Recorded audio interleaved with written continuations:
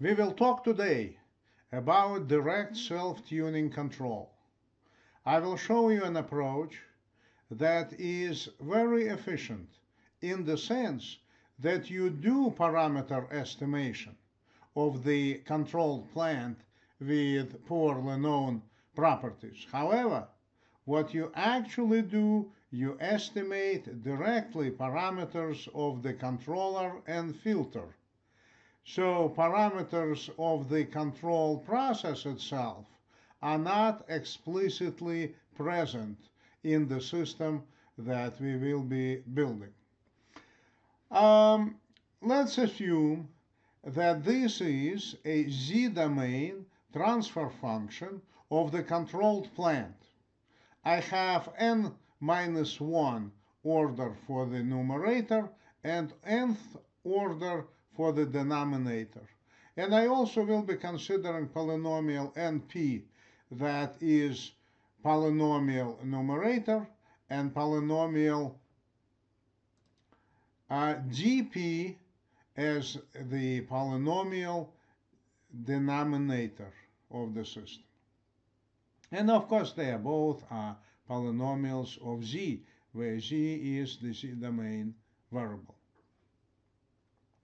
When we do this type of design, we're supposed to look at the design specifications, and based on the design specifications, we have to define a z-domain model transfer function for the closed loop system. The way to obtain this transfer function is quite conventional.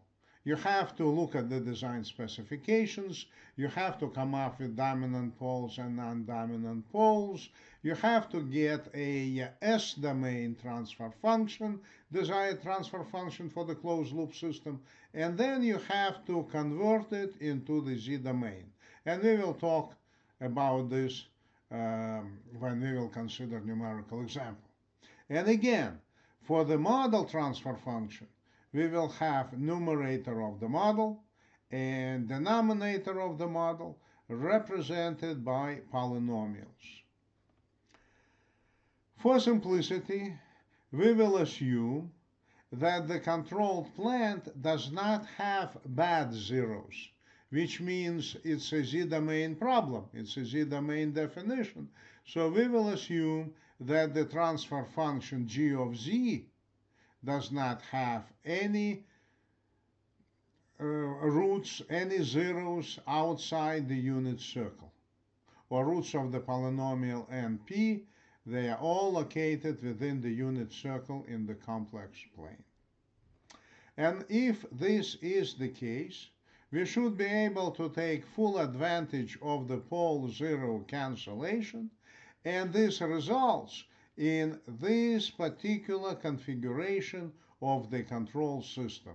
This is the controlled plant, defined by the transfer function in the z-domain.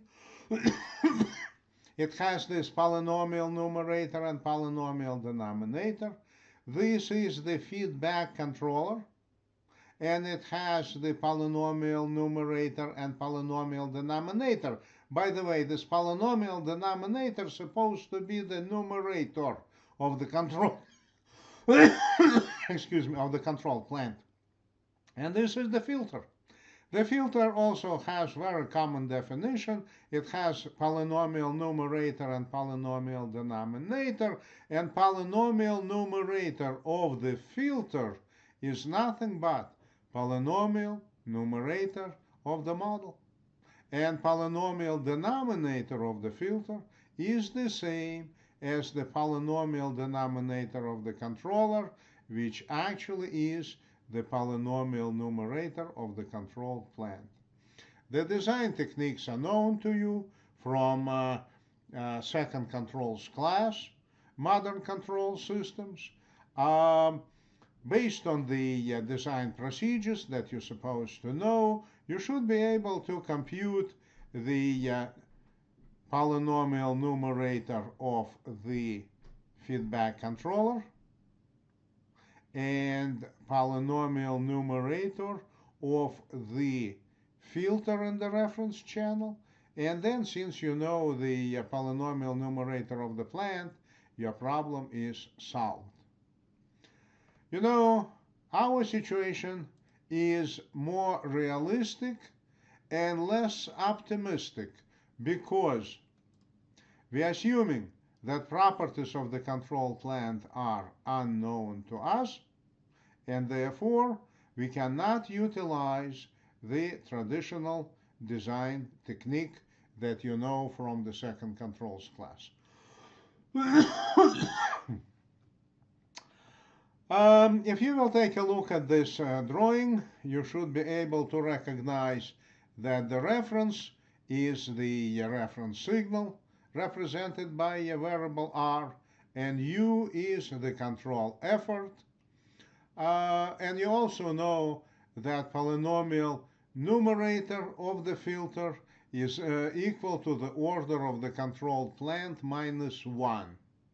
And actually, polynomial denominator of the control plant, or polynomial denominator of the filter, also is equal to order of the plant minus 1. So at this point, you're supposed to clearly understand the implications of this block diagram. What's our goal? Our goal is to obtain numerator of the controller and the denominator of the controller. Why? Because we don't have the properties of the control plant. And also, we will have to define the model, and from the model transfer function, we will take the numerator and use it as the numerator of the filter. The next, what I have to do, I have to use the block diagram reduction technique in order to obtain the overall transfer function of this system, or closed loop system transfer function. Let's work on it. So what I honestly do, this is the filter, this is the transfer function of the forward path, this is 1 plus transfer function of the forward path times the transfer function of the feedback. And since we have the ability to cancel zeros, we are canceling appropriate polynomials, and we will end up with this expression. I have to tell you, we would have to go through the Diophantine equation in the situation if we would not be able to cancel zeros of the plant. But it's not the case. For simplicity, we are assuming that the necessary cancellations could be performed. You know, the system would comply to design specifications if the closed loop transfer function, this one, will be equal to the transfer function of the model. Now, since we are capable of canceling poles and zeros that should be canceled to implement our design, I can tell you that we can equate numerator to numerator and denominator of the closed loop system to the denominator of the model. Numerator is equated to the numerator of the model, which immediately gives you the numerator of the filter and the reference channel. And denominator of the plant plus the numerator of the controller should be equal to the denominator of the model, except the numerator of the controller is unknown to us. The next, what we will do, we will have to multiply this equation by the z transform of the system output, y of z. This is y of z times the denominator of the plant. This is y of z times the numerator of the controller. This is y of z times the denominator of the model. But if we would take a look, at the transfer function of the control plant, this transfer function of the control plant, and since we know and since we can monitor the output of the control plant and the control effort, we are generating the control effort, so we better should know what the control effort is. We can perform this cross multiplication and we will get very useful equation and very straightforward equation. You know what this equation tells you? It tells you that the output of the controlled plant times the denominator of the plant is equal to control effort times the numerator of the plant. And I will take advantage of this equality to obtain this expression. Look, this term used to be output times the denominator of the plant. I take advantage of this equation and I will replace this term by the control effort times the numerator of the plant, and I have to add output times numerator of the controller, and in the right hand side I have the output times the denominator of the model.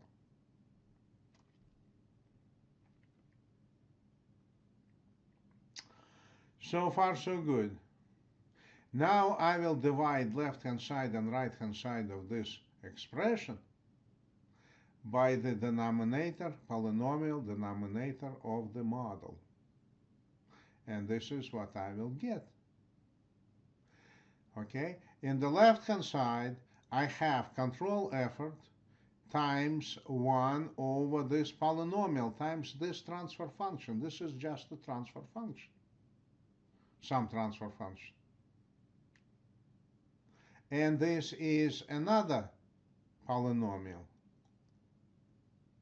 This is the output of the plant multiplied by this transfer function. It is a transfer function. And then it is multiplied by the polynomial numerator of the controller, and it's equal to the output of the controlled plant. If we would take a look at this transfer function, it doesn't have zeros. Look at this transfer. It doesn't have zeros. And this is the polynomial denominator of this transfer function. And you know, the model is supposed to be stable. Therefore, I can swear that this transfer function is stable. You know, we should treat it as a kind of filter. And we will assume that this multiplication, or this multiplication, is nothing but picking up the control effort and subjecting it to filtering. And the filter transfer function is 1 over denominator of the model. What is happening when we subject control effort to this filtering?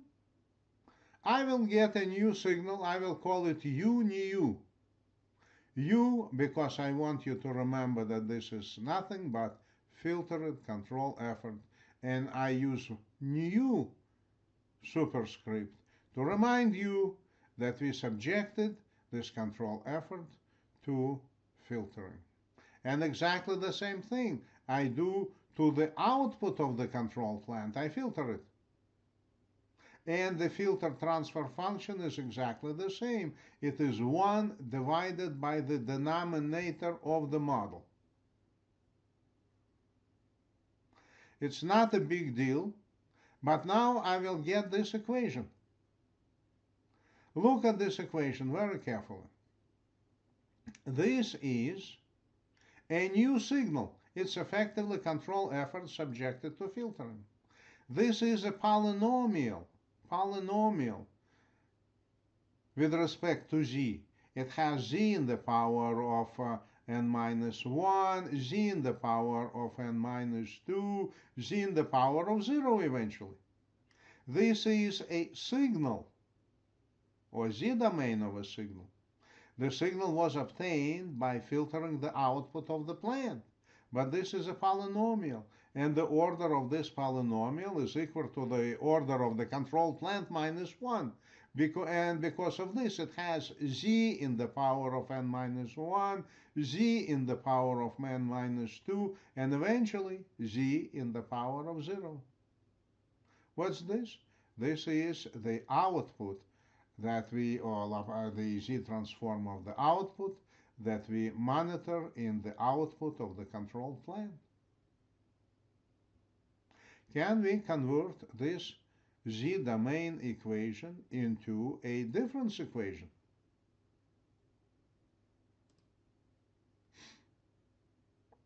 Into a difference equation. We can.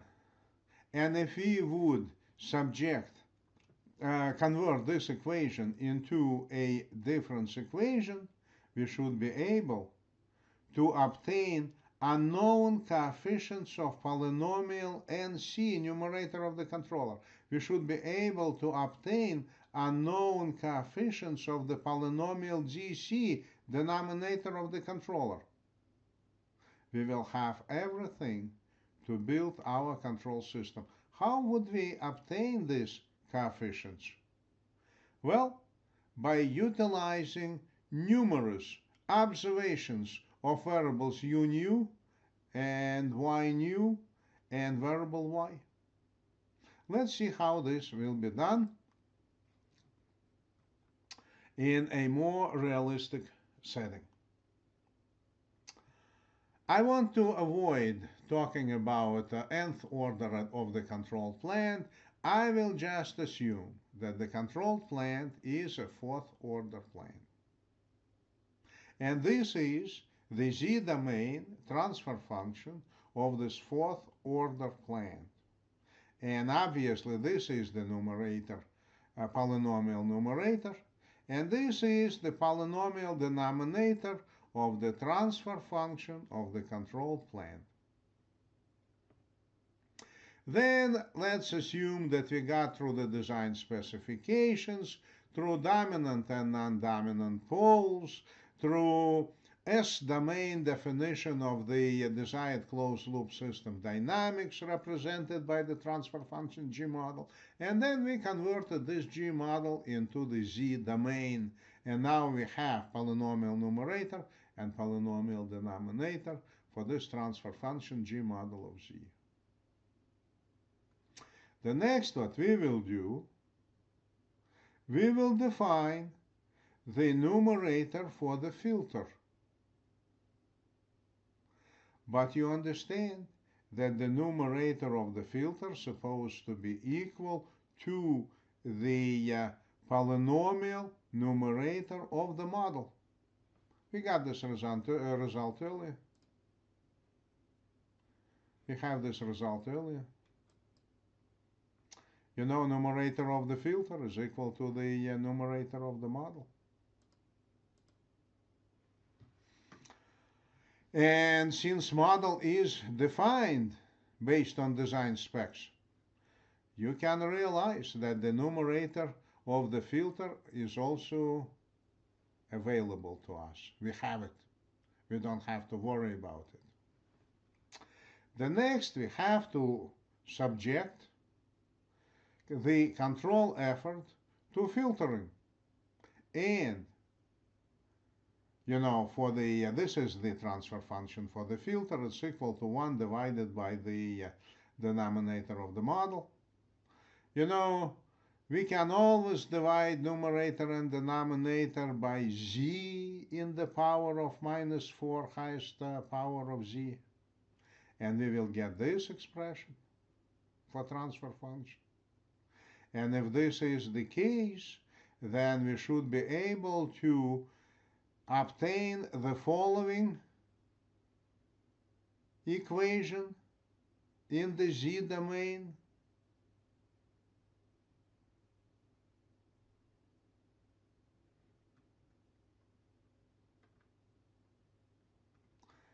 We will get this equation in the z-domain. And finally, from this equation, we should be able to define the filtered control effort, U nu. It comes directly out of this equation. Directly out of this equation it comes. Why do we doing this? Because we want to come up with a numerical procedure for filtering. You see, this is the filtered value as a function of z. It is equal to value of the control effort picked up 4 time steps ago, and so on. This is the rest of this filtered value multiplied by this polynomial of z. And if I would convert this expression into the discrete time domain, this is a recursive formula that we can use in order to generate the set of values for variable u nu at time I. It is equal to value of the control effort picked up 4 time steps ago minus coefficient z3 of the filter, and don't tell me you don't know it. It is one of the coefficients of the polynomial of the model. We have this z3. It is multiplied by the filtered value obtained 1 time step ago minus z2 coefficient, also known to us, times value of the filtered variable picked up 2 time steps ago, and so on. So we have a perfect way to compute the sequence of values for variable u nu for time equal 1, for time equal 2, for time equal 3, and so on, for basically discrete time values. And I have to tell you that this type of recursive formulas are very easy to implement in programming, unless you will take advantage of advanced software and use the simulator, where a filter could be defined directly in the z-domain as a z-domain transfer function. All right, what we will do now, we can define exactly the same expression for calculation of the filtered values of the output y. It's equal to value of the output y picked up 4 time steps ago minus coefficient z3 that you know it came from the denominator of the model times the filtered value obtained 1 time steps ago minus z2 known coefficient times filtered value that we obtained previously 2 time steps ago, and so on. Now, these recursive expressions, as I said, are very easy to implement in simulations, or you can implement them programmatically by writing a program in MATLAB. So I want you to understand at this point that it's not a big deal to obtain y nu variables and u nu variables. They are easy to obtain. The next, I will assume that this is our expression for the numerator of the controller. What I know about this is that the numerator of the controller supposed to have order 3, because control plant is a 4th order plant. So this is known from all previous control courses that you have. Now, this is the polynomial denominator of the controller, which also happens to be numerator of the plant. In a previous control course, you would surely know this expression. Here, in adaptive control class, since we get into more sophisticated situations, we will assume that this is not known to us. The only one assumption we make, it does not have zeros outside the unit circle. It does not have bad zeros. Now, what do we need in order to define the controller and filter? For controller, we need numerical values h3, h2, h1, and h0. Then you would have polynomial numerator of the controller. And we have to have numerical values for coefficients b3, b2, b1, and b0. They are coefficients of the denominator of the controller, which also happens to be the numerator of the plant, that we don't know numerator of the plant. What do we do now? Now we can go back to one of the equations that we had previously. It is this equation. It is exactly this equation, except this is called filtered value. Polynomial the denominator of the controller is a third order polynomial. It's written very explicitly. Numerator of the controller is a known polynomial of the controller. It's also written very explicitly. This is the filtered value. This is the output.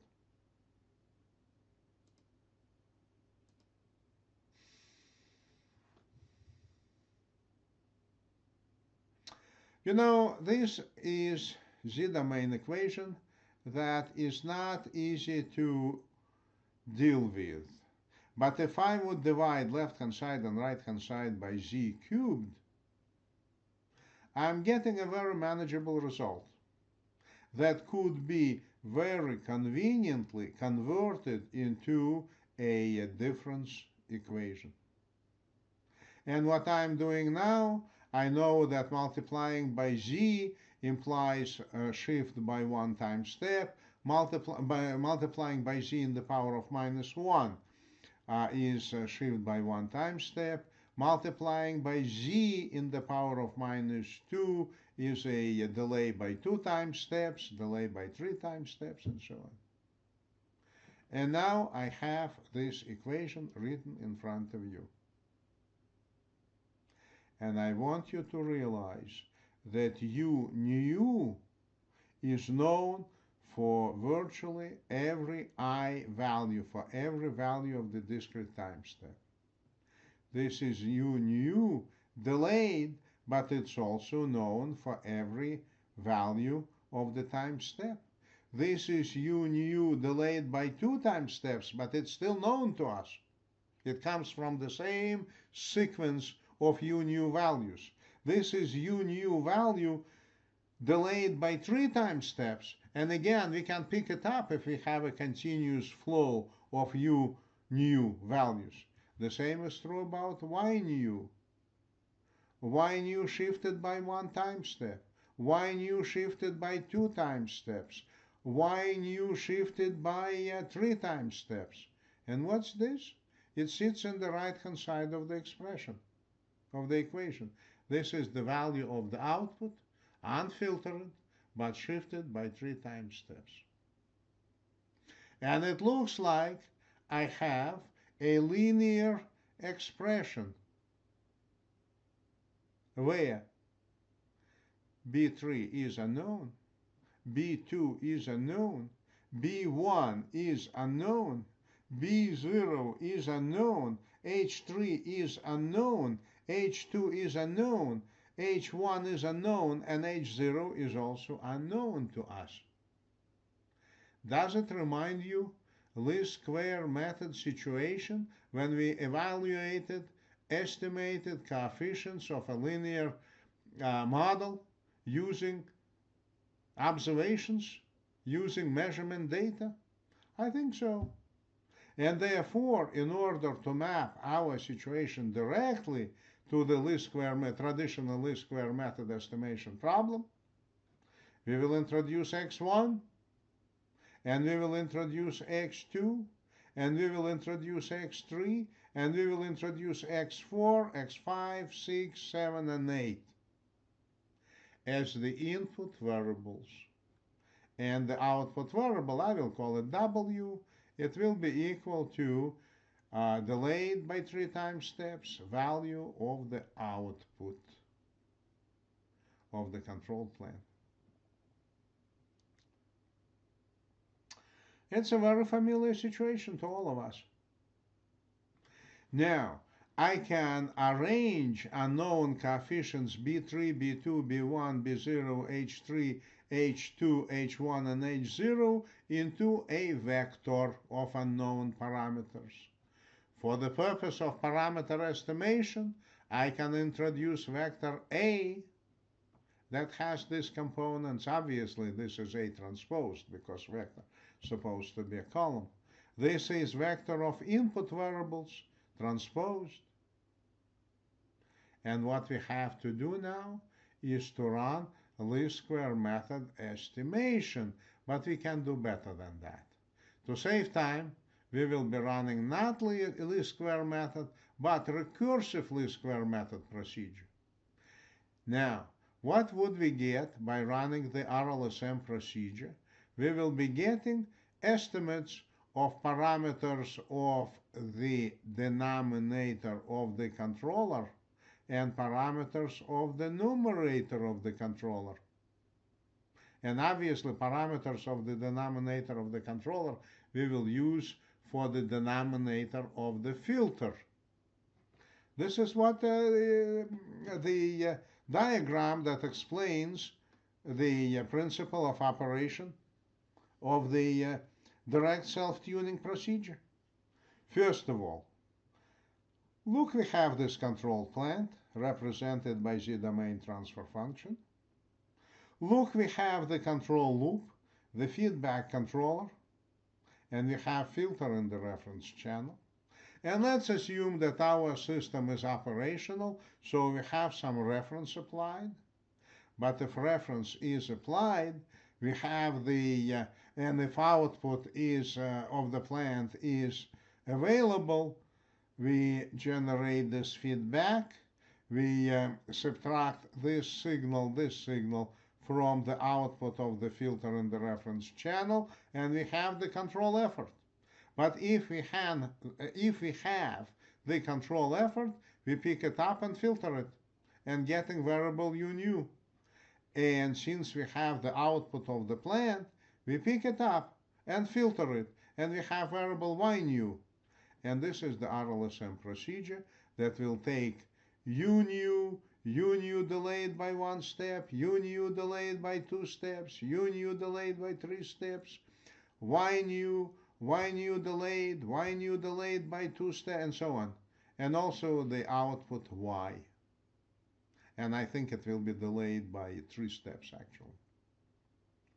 So the RLSM will pick up this data, and we will get into every detail of how this data should be prepared for RLSM.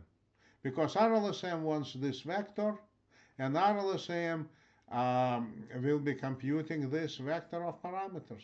And it's up to us to split these parameters into parameters of the controller and parameters of the filter. So these arrows show that out of the RLSM we're getting polynomial numerator, we're getting polynomial denominator, polynomial numerator of the controller and polynomial denominator of the controller enable us to establish this feedback controller, and having the denominator of the controller and having the model established, we're getting the filter.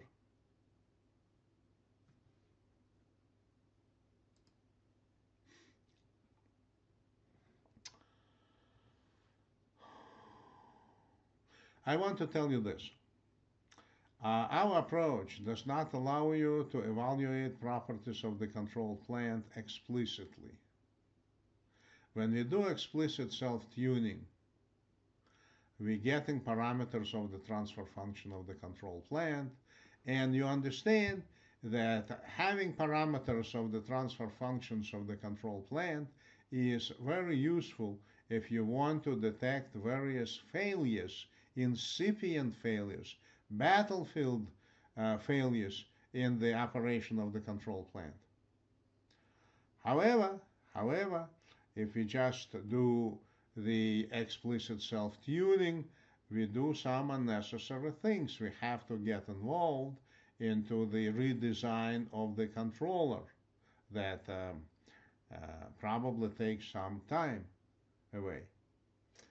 Therefore, we prefer to do the implicit self-tuning or direct self-tuning.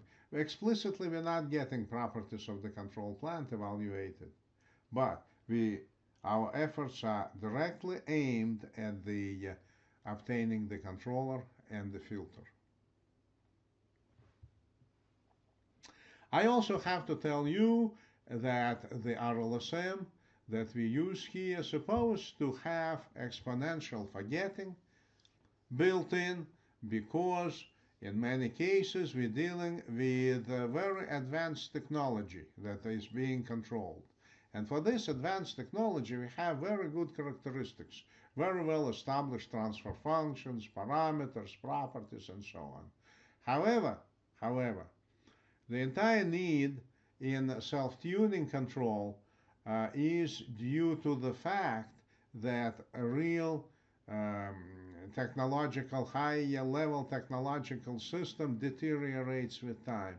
So our goal is to have continuous tracking of varying parameters of the system, and then adjusting our controller to this changing status of the control plant.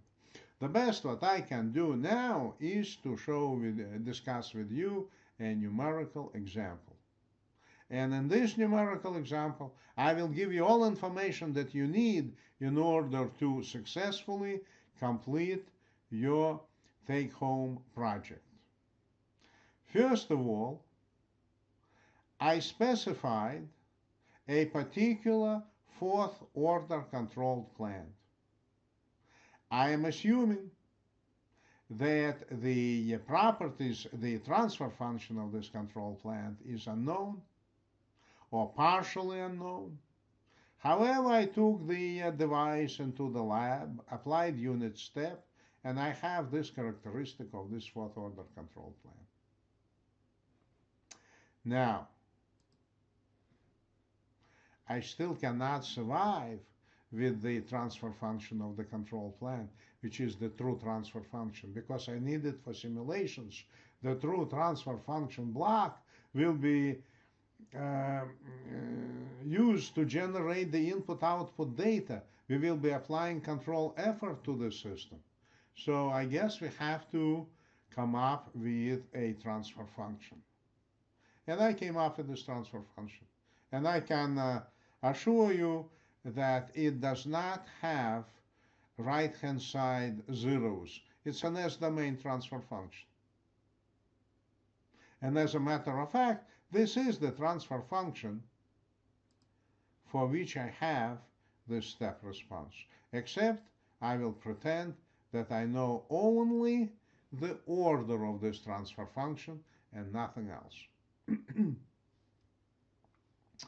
The next what we have to do, like in a realistic situation we have to come up with the design specifications for the closed loop system. The settling time should be under 2 seconds. The overshoot of the step response should be under 3%. And our goal is this. We have to design an implicit self-tuning controller that would implement these design specifications in spite of the parameter drift or poorly known parameters of the control plant. And it's also known that it should operate at a clock frequency of 30 microseconds,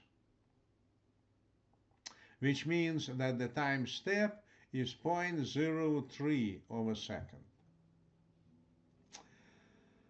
We're getting into the design procedure, and the first what we have to do is to represent design specifications by the desired model transfer function, and this desired model transfer function will be defined in the S domain y in the S domain because it's so convenient to, and it's a much easy, and people know much better how to define system operation in the S domain.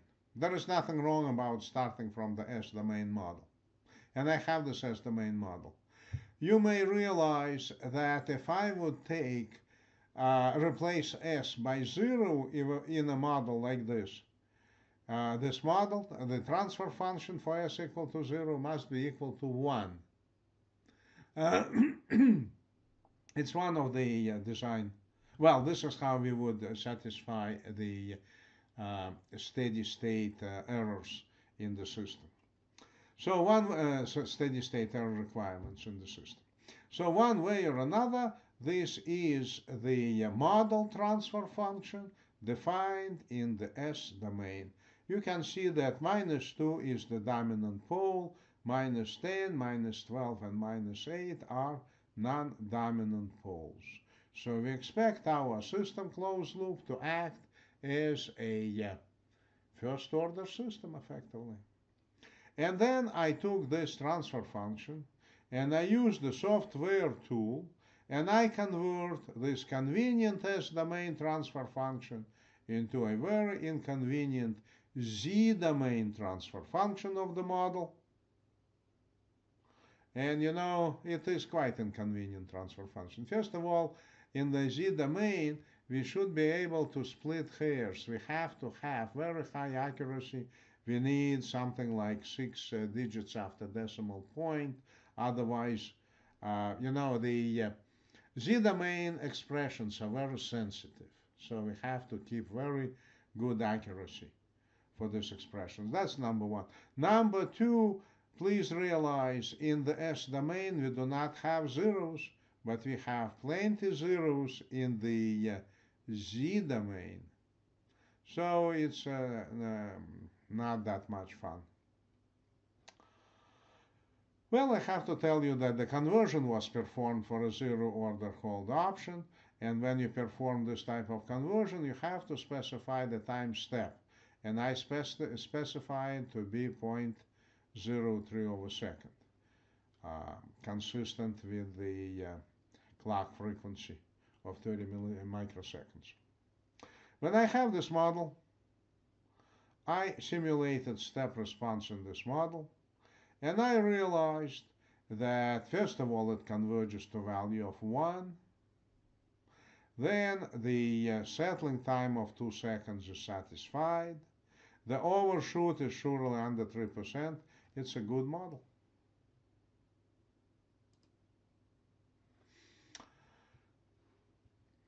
The next what we have to do, we have to establish the filter responsible for the generation of variables y new and u new.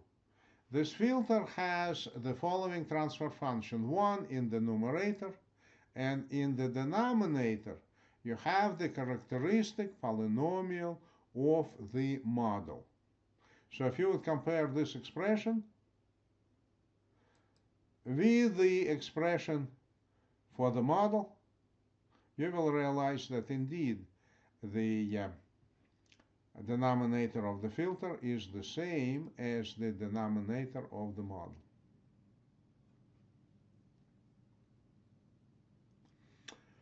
Now I will define third order numerator of the controller and the third order denominator of the controller, which happen to be the numerator of the plant. Why they are third order? Because the plant is a fourth order plant. Now, my goal is to estimate coefficients H3, H2, H1, and H0, B3, B2, B1, and B0. If this will be done, moreover, not only I have to estimate them, I have to keep updating them as parameters of the plant change with time. So this is the controller. This is the controller. The numerator is written here, the denominator is written right here, and this is the filter in the reference channel. You know, in this problem, we will be dealing with two filters. One filter is this one. This is the filter that we will use to filter the output of the plant and the control effort. However, this is the filter that we will insert in the reference channel. This is the filter that has the numerator of the model and the numerator of the control plant. And numerator of the model I can write down right now. I have it defined. Now, what we're supposed to do. You know, the problem that I am having is this. I am not using Simulink. I'm using software CC and I'm using software Vsim. In Vsim, there are certain shortcomings that do not allow for an easy way to simulate a third order system with time varying parameters. In order to simulate a third order system, third order numerator and third order denominator, and parameters are changing with time, adjustable parameters. I have to represent it by a signal flow graph. But when you utilize signal flow graphs, the order of the numerator is supposed to be lower than the order of the denominator. Otherwise, signal flow graph will not work. So what I had to do, I had to invest considerable effort into creating a structure, creating a schematics, a signal flow graph, if you want, that would enable me to avoid the shortcomings. And it took considerable time in my case. Now, if you will not be able to utilize Simulink for simulating, successfully simulating systems with time varying parameters, I think you will have to follow my route. I do not want to talk a lot about this because it is pure algebra. However, if you will have to get into something like this, you will have an example in front of you. The same I had to do about the filter. Filter is a third order filter, third order numerator, third order denominator. I have to perform long division, and I have to create a combination of a constant term or zero order term and a transfer function with a second order numerator and third order denominator and adjustable parameters. So this is a kind of headache, and you will get into it only, as I said, if you will have to. The next I want to present the simulation setup. First of all, I want you to see the controlled plant. And when you do the simulation study of the system that you defined, your simulation plant should be represented by a continuous time transfer function, or S-domain transfer function. You're supposed to have a continuous time plant. So using discrete time transfer function to represent continuous time plant is not a good idea. Actually, I would penalize you if I would see something in your project. The feedback controller is a Z-domain controller. This is the filter in the reference channel. This is the Z-domain filter. Then you have the model. The model represents the desired closed-loop performance. This is the output of the plant. Now, I want you to take a look at what I'm doing here. I'm taking the output of the model. I'm taking the output of our closed-loop system. I subtract output of the closed loop system from the output of the model. I'm getting the error. And you know what? This is error squared because this is the multiplication block. I apply error to the input number 1 and input number 2 of the multiplication block. And this is error squared here. Now, we will be using RLSM procedure, and therefore RLSM procedure requires that the some sufficient variability will exist in your system. Otherwise, estimation procedures fail. Okay, I achieve this condition by combining a sinusoidal signal with a Gaussian noise. This is the input. The same input is applied, as you understand, to the input of the model and the filter in the reference channel. In addition to this configuration, I have the self-tuning part. And self-tuning part includes the control effort subjected to filtering, and I'm getting variable U nu that is utilized by the RLSM procedure. I have the output of the system subjected to filtering, and I'm getting Y nu, and Y nu is utilized by the filter. And then I have output Y that is utilized by the filter. The filter we utilized by the RLSM procedure, sorry. The RLSM procedure generates coefficients B3, B2, B1, B0, H3, H2, H1, and H0, which effectively are the parameters of the denominator and parameters of the numerator of the controller.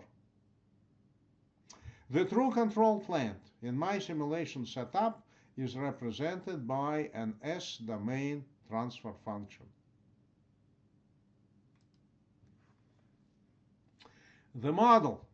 The model is something that is implemented programmatically, so it's a Z-domain model I have here. By its nature, the model representing the desired closed-loop performance is a Z-domain or discrete time construct. And this is the filter that I use to filter the control effort and to filter the output of the plant. I gave up on the accuracy a little bit, and I think it did not affect my results that much. Now, this is the feedback controller with adjustable parameters. And if you have time, you can look through it. However, a lot of things done here only because of the shortcomings of my software. Simulink, hopefully or allegedly, will not require most of the stuff to do. Okay? If it is not, just I'm happy for you. But if it is, you will have to check what I have done here. The diagrams are self-explanatory, and you will end up doing something like this. This is the filter in the reference channel. By the way, I want you to take a look at something. I want you to realize that I'm using parameters for the controller that are actually variables. So all parameters here are defined by variables. And these variables are defined somewhere else. So it is indeed a feedback controller with adjustable parameters. The same is true for the filter, except it's a little bit more simple because I don't have to worry about the numerator of the filter. Numerator of the filter came from the numerator of the model. I have numbers for it. Okay? But again, most of the difficulties are caused by the fact that parameters must be time dependent and the software simulator has some shortcomings. Now I want you to look into the RLSM procedure. The RLSM procedure is supposed to get vector x that has components x1, x2, x3, x4, x5, x6, x7, and x8, and also the output variable w. How do we get this x1, x2?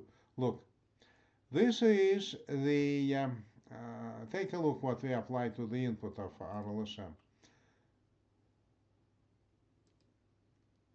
To the inputs of the RLSM block has three inputs, U new, Y new, and Y. And inside the block,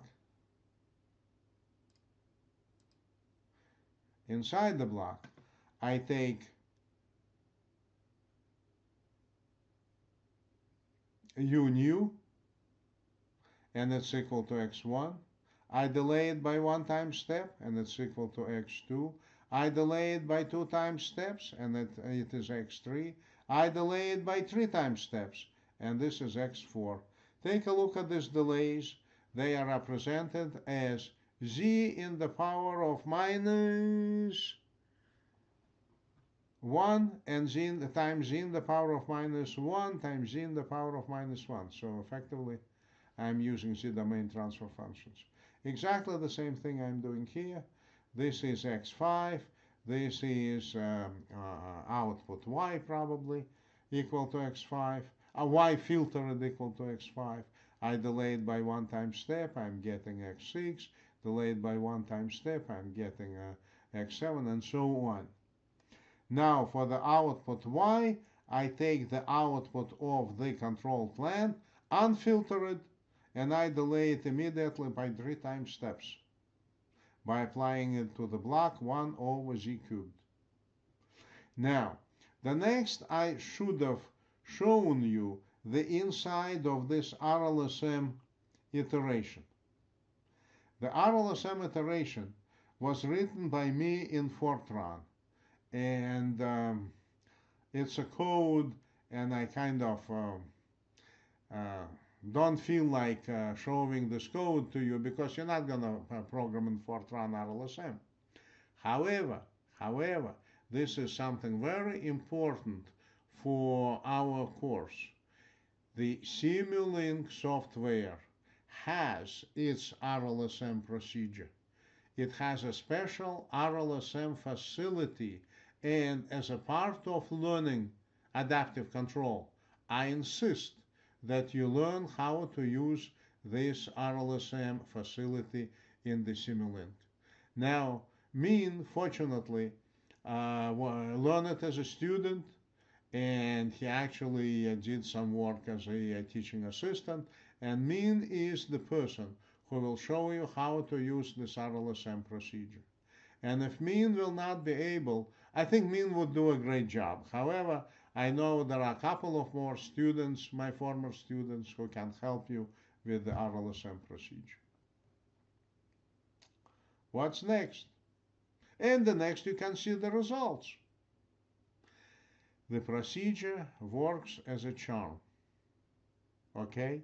What you can see here is the error squared. And the error squared, initially it is 0. You know why it is 0 initially? Because you start from 0 initial conditions, and at the first moment of time, the input that you apply to the reference model and to the control system is basically 0. Okay? Initial conditions are zeros. So initially, in the output of the plant and in the output of the model, you have the same 0 or values close to 0. But then, of course, the properties of the reference model, properties of the model and properties of our system are different, and you can see it is manifested by these significant discrepancies. But as time goes on, the RLSM procedure drives these parameters to the required values, parameters of the controller and parameters of the filter, and eventually error becomes very close to 0. Now, here is exactly the same run.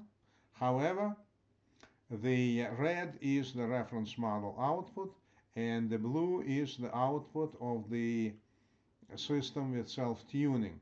And you see, initially the discrepancies are quite significant, but eventually they disappear.